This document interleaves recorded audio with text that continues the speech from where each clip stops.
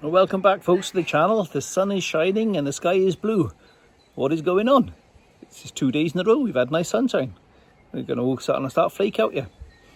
Okay, so today we're going to get the Escort out on the road and take it for a little test drive to the local petrol station and see what happens.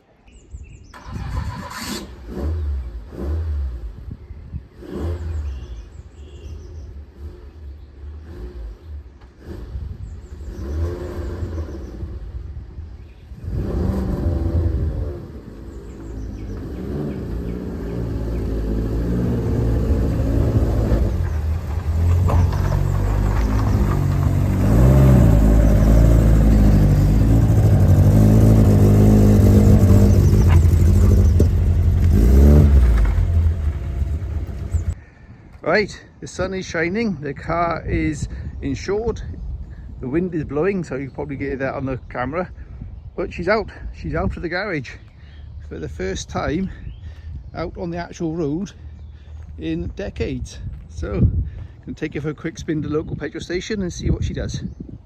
Oh yeah, right, we're on the road. She's a bit spluttery at low revs, so I think that's the idle jets need upsizing. We're on 50s at the moment, so I'm going to order some 55s, but when she goes, she's going reasonably well, and wasn't expecting miracles first time out. So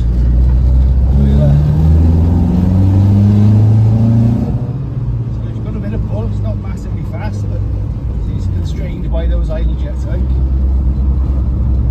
The rev counter's not working. I think I fried that. The VVT thing, I'm not sure whether that's working or not. We won't know about that until I take it apart and try it with and without it. But this is just a little exploratory drive to see how it goes. And so far, okay. It's nothing too worrisome. Down there's a gauge there, which is mixture gauge. You show it's running lean, very lean in fact. So that's showing that might give it a rev. That's showing that it needs the jetting needs sorting out. And there's also a nasty clonk coming from the front somewhere when we go over the bump, so we need to investigate what's going on there. But so far, so good. The axle hasn't fallen off, so happy days. Okay, so a couple of issues so far. The tyre's going down, which I didn't expect. I should have checked before we left actually, but that's obviously needs pumping up. We're catching on the wing there, so I'm going to have to trim a bit of the wing off to deal with that. I already have trimmed a bit off previously, but it's obviously not enough. There's a clonk coming from underneath here somewhere, so I don't know what's causing that. We need to investigate that. But more worryingly is a puddle of oil underneath the car. So what's going on there?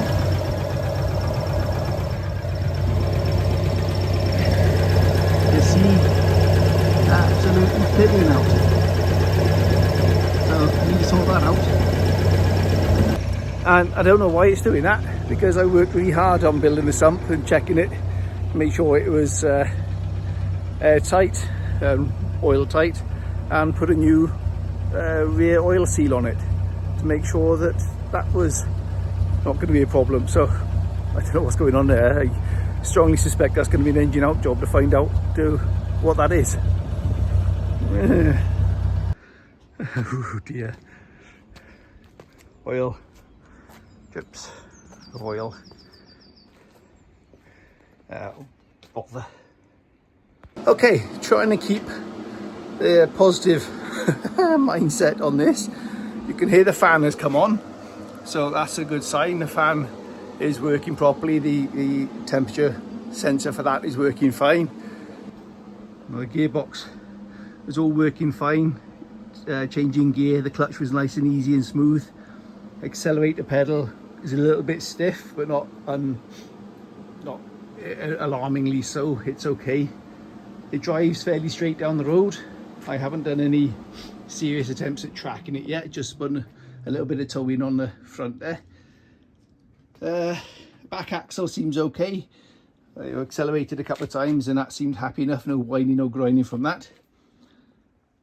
So you know, there are positives, and it pulls really well once you get past the idle progressive stage and put your foot down, and it goes reasonably well, which is good news, because I was worried about how that was going to work with the Esky ignition module on it. That seems to be working fine, and the carbs when past the throttle progression stage is showing a nice mixture on my lambda sensor. So there are positives, just one massive negative of having to probably have to pull the engine out. And I gotta say, if I was looking at this for the first time, I would say that was the rear crank seal leaking, even though I put a new one in there. Maybe I damaged it as I was fitting it or something. I was super careful doing it, so I don't really understand how this has happened, I gotta say. Right, I thought the camera was on, but it wasn't. I've trimmed a bit off the wing there, so we should have a bit of clearance, and it did look dramatic because it was just with a hacksaw, but when you're standing up and looking at the car, it's really not something that you're going to notice massively, so it's not going to do any harm, and I'll trim a bit more off if I have to. I'm not going to go get too carried away. Okay, thanks for watching another one. Mixed feelings about today's little trip out in the car. Thoroughly enjoyed getting it on the road, of course. Enjoyed driving it for the first time. The petrol gauge works, that's also another positive. And put fuel in and the petrol gauge went up. So on the whole, it's okay. A bit disappointed about the oil leak. Obviously I'm going to have to pull the engine out at some point, but I'm not going to do that immediately. I want to at least get a little bit of fun out of the car first, get the idle jet sorted out, get it running properly, and then worry about it. That's future Dave's problem. For present Dave is going to pretend it's not happening and going to enjoy the car. Thanks for watching. See you on the next one.